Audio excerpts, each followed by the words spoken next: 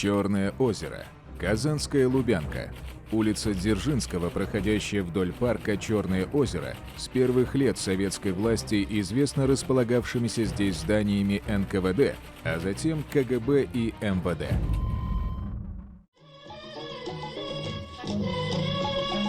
Рабыня Изаура.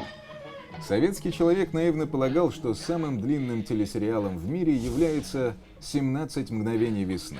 Но к 80-м годам он прозрел. По бразильским меркам наше кино было лишь мгновением. Их киносериалы тянулись годами.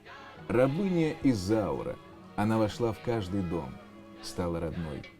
Люди неосознанно стали копировать характеры популярных героев сериала и манеру вести себя, например, по отношению к своему любимому человеку или к своим родителям. А некоторые сериалы-маны стали даже давать имена полюбившихся героев своим детям. Приклеилось имя рабыни неожиданно к казанскому группировщику, которого родители нарекли Зауром.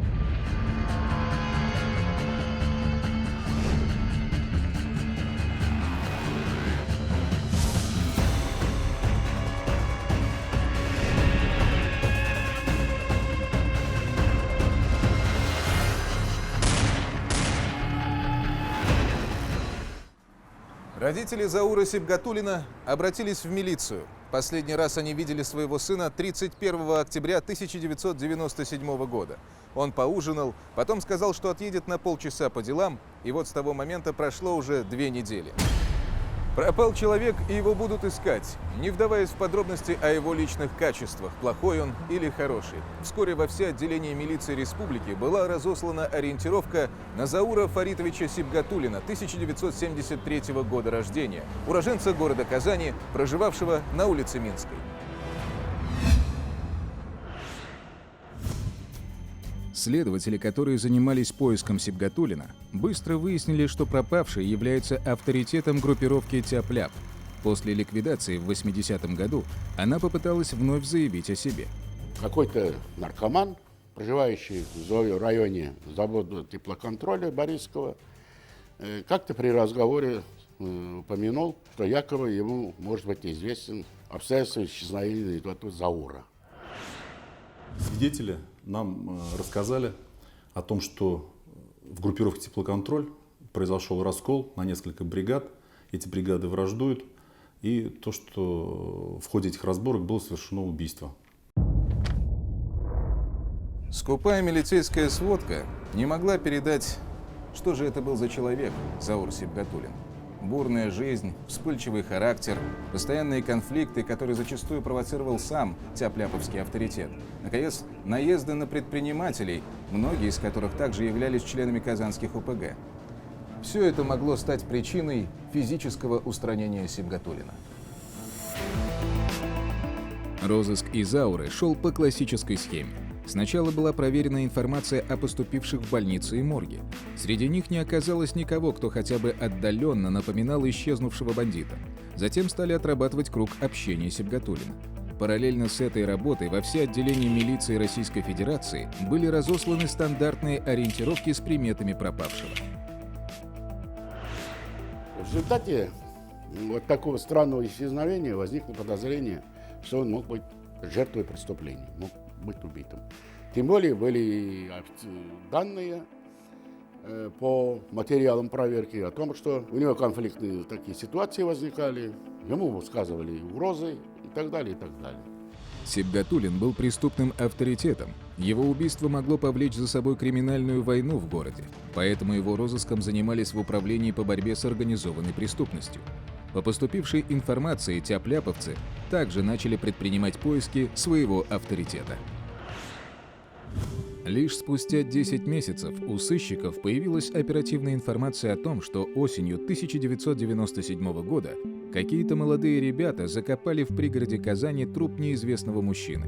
В конце концов, оперативники вышли на 3 казанских парней, каждый из которых кто по пьяни, кто из хвастовства рассказывал в компаниях о своих приключениях.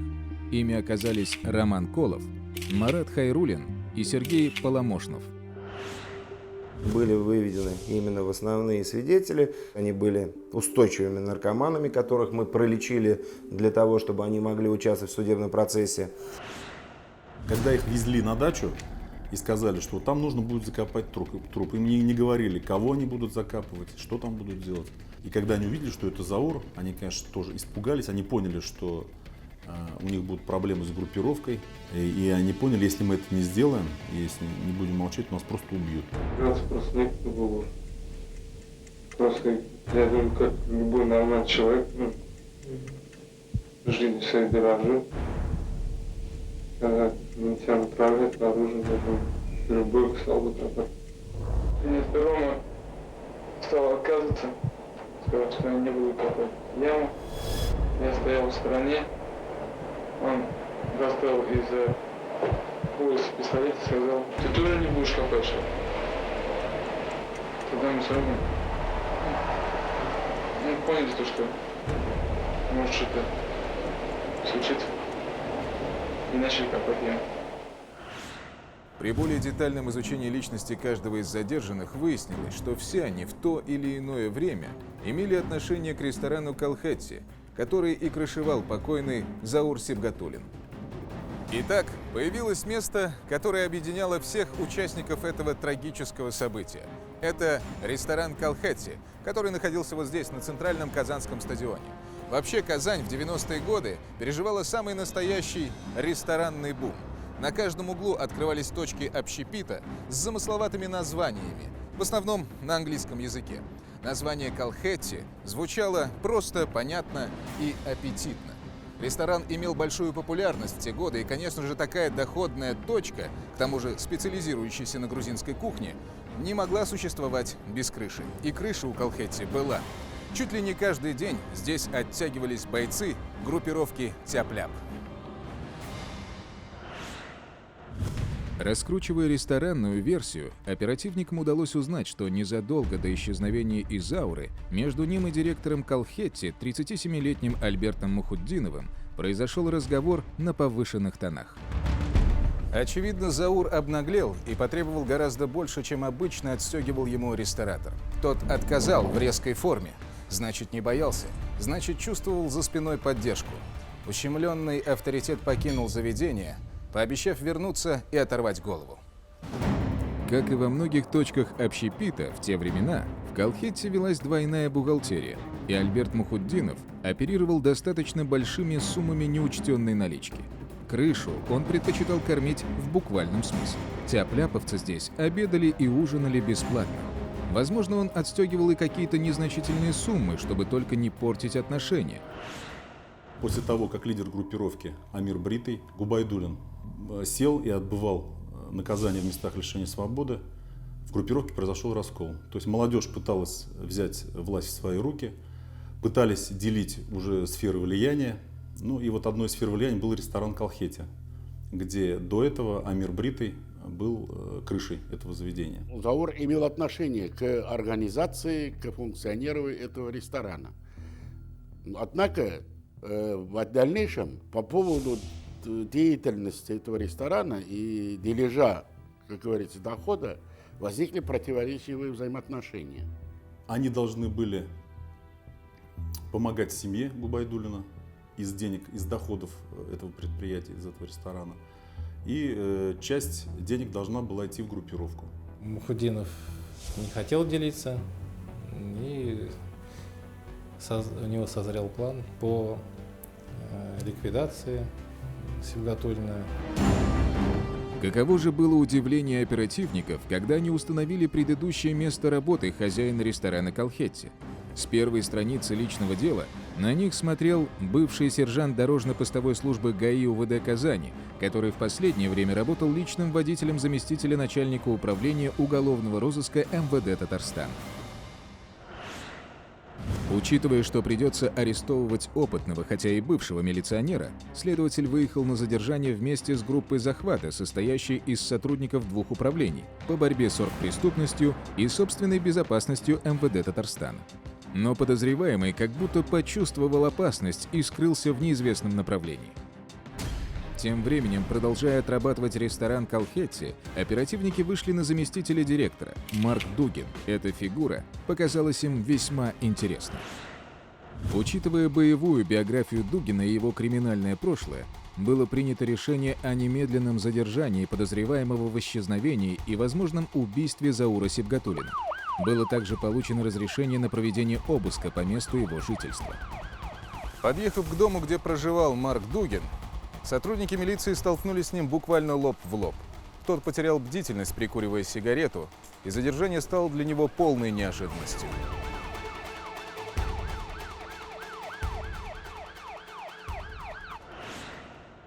В ходе обыска в квартире Дугина был обнаружен пистолет-пулемет «Борс» чеченского производства с глушителем и патронами, запчасти к пистолету ТТ и 2 охотничьих ножа. Единственной тактикой у следователей, когда нет ни трупа, ни каких-либо прямых доказательств в совершении убийства подозреваемым, остается блеф.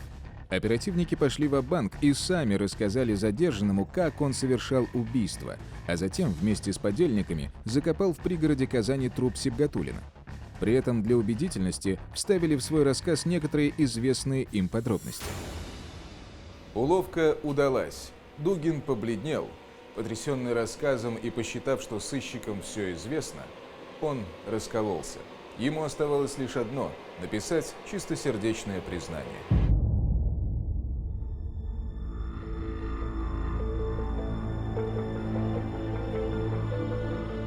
Чистосердечное признание – это кульминация большой работы следственной группы. Следователь, идущий на блеф, должен проявить способности психолога. Ведь если задержанный поймет, что его водят за нос, или почувствует фальшь, то он тут же замкнется и начнет играть в молчанку. И вот тогда потребуются действительно неопровержимые доказательства, факты, данные экспертиз и свидетельские показания. Дугин согласился показать место захоронения Изауры. Ранним утром оперативники вместе с подозреваемым прибыли в деревню Чистое озеро Лаишевского района Татарстана. Там Марк безошибочно указал на место, где был зарыт труп Заура Сибгатуллина. Кого? Зауру. Как он здесь оказался? Между тем, задержанные Колов, Хайрулин и Поломошнов продолжали утверждать, что тех, кто им приказал закапывать труп мужчины, они видели впервые.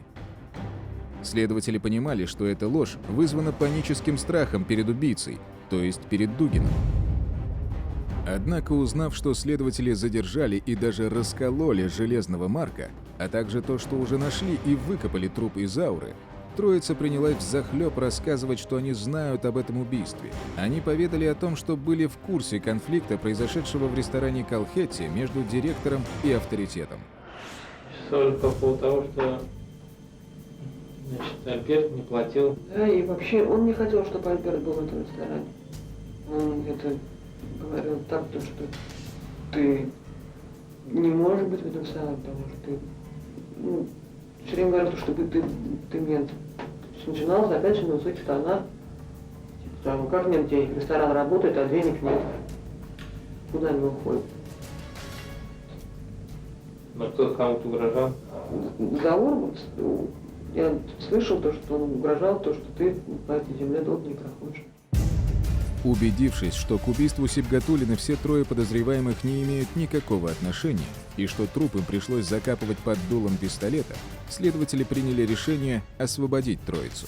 Но понимая, что интерес к этим ценным свидетелям может проявиться как со стороны ресторатора Мухуддинова, так и группировки «Тяп-ляп», УБОП и УСБ МВД Татарстана предоставила им круглосуточную охрану.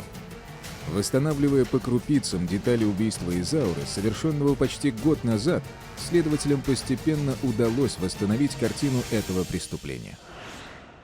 Мухуддинов не стал бы борзеть просто так, на пустом месте. Он прекрасно знал, чем могут закончиться подобные шутки с авторитетом Тяп-ляпа. Эта группировка, даже после разгрома в 80-е годы, наводила страх на казанцев одним лишь своим названием. Но Мухуддинов, хитрый ресторатор, рассчитал правильное соотношение сил. Тяп-ляп уже был не тот. Обезглавленные, поприжатые милицией, с поредевшей стаей, они, как ни старались, не могли достичь былого могущества. А силы, которые стояли за спиной Мухуддинова, были гораздо значительнее. В тот день, когда произошла ссора, Мухуддинов названивал своим бывшим коллегам по прежней работе и собирал их под свои боевые знамена. Их ожидало большое дело.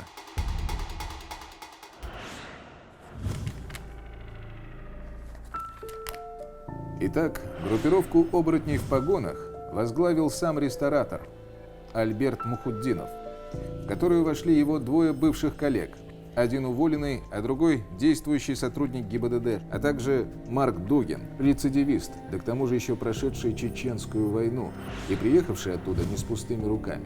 Ведь там при желании можно было экипироваться не хуже, чем Рэмбо. Возможно, тяпляповский авторитет стал первым, кто перешел им дорогу. А дальше они бы принялись устранять других неугодных им людей. Вся троица из криминального квартета была арестована и помещена под стражу. Только лидер Мухуддинов пока разгуливал на свободе. В ходе допроса выяснилось, что у постового Валиуллина в тайнике хранится автомат АКСУ, который принес ему ресторатор. Рахимжан Валиуллин также рассказал, что Мухуддинов и его подельники разъезжали по городу на спецмашинах в форме сотрудников милиции, да еще с оружием. Летящие по улицам Казани на большой скорости машины с мигалками никто не осмеливался остановить. Несколько попыток у них было, то есть они следили за машиной Заура. В один из дней они выследили его, как он приехал в один из офисов. Неподалеку встали на своей машине в форме. Назмеев по кличке Змей и Валиуллин, вооружившись автоматом АКСУ, заняли позицию на пути следования Сибгатуллина, имитируя передвижной пост ГАИ. Автомат я повесил на себя. Мы с Рахимом вышли, жертву не остановили, он остановился. Подошли, представились, положили, проверка документов. У него не было никаких сомнений, что его останавливают действительно сотрудники милиции. Проверили его документы, пояснили, что он подозревается в совершении преступления, и ему необходимо с ними проехать в отдел милиции. Оборотни повезли свою жертву на окраину Казани, где остановились неподалеку от Березовой рощи поселка Мирный.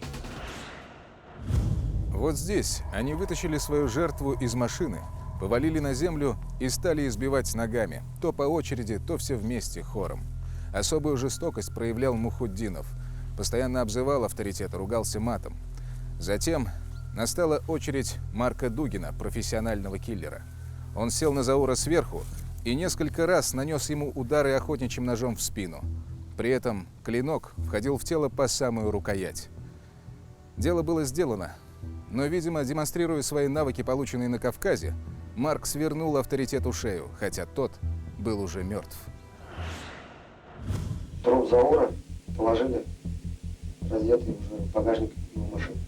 Прям просто труп не заворачивали, накрыли потом. Такой. Типа покрывало.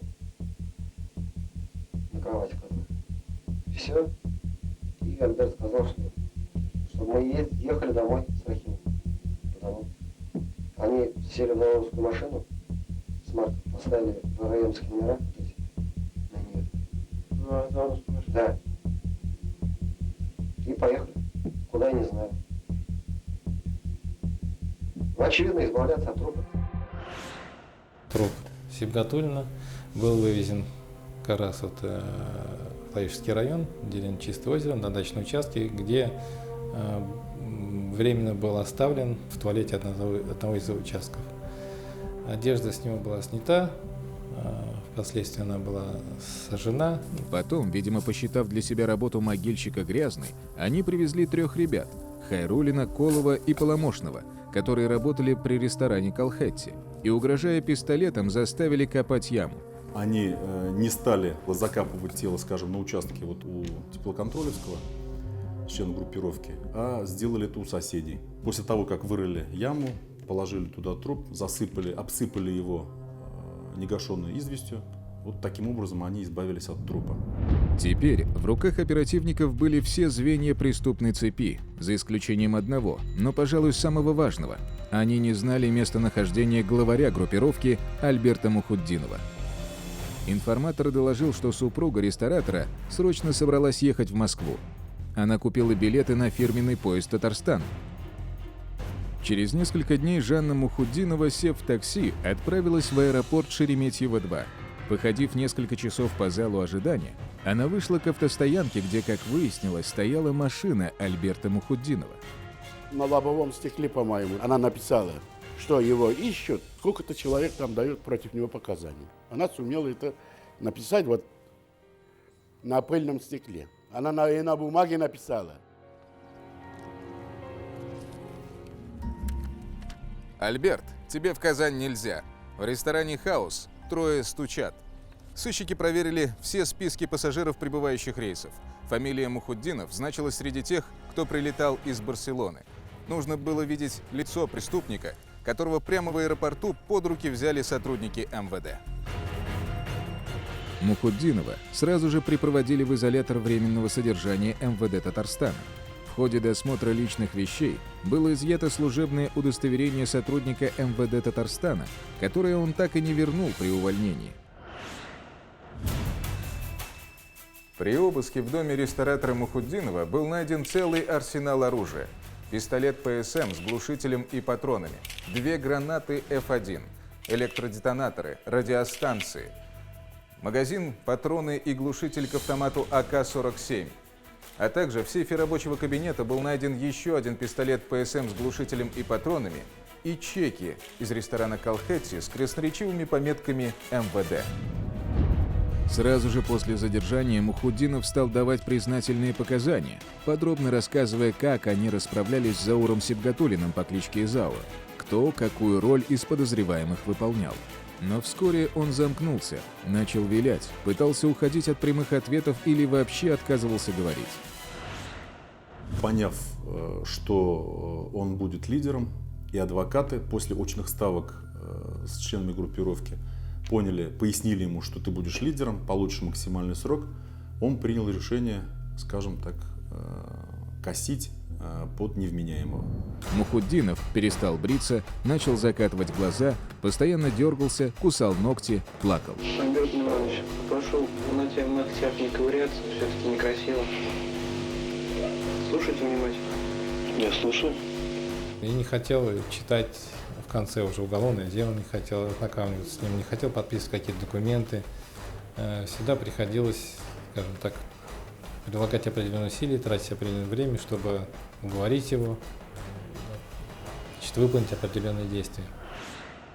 И здесь следователи пошли на опережение. Получив информацию о том, что адвокаты подследственного пытаются установить контакты с врачами в Казани для решения вопроса о невменяемости Мухутдинова, стало очевидно, что происходит утечка информации.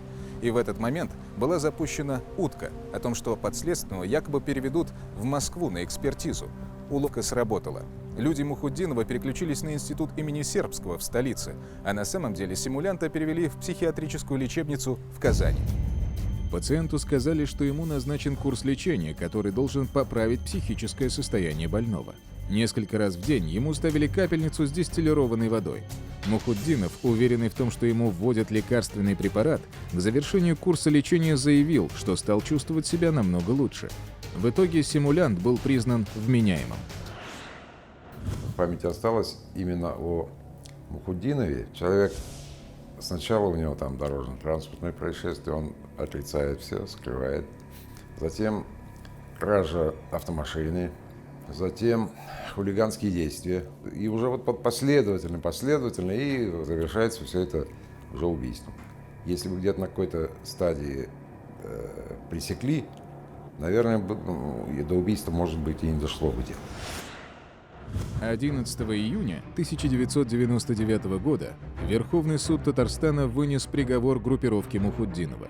6 лет и 7 месяцев колонии строгого режима получил Рахимжан Валиуллин, 8 лет – Ильдар Назмеев, 20 лет – исполнитель Марк Дугин, 21 год за решеткой проведет главарь Альберт Мухутдинов.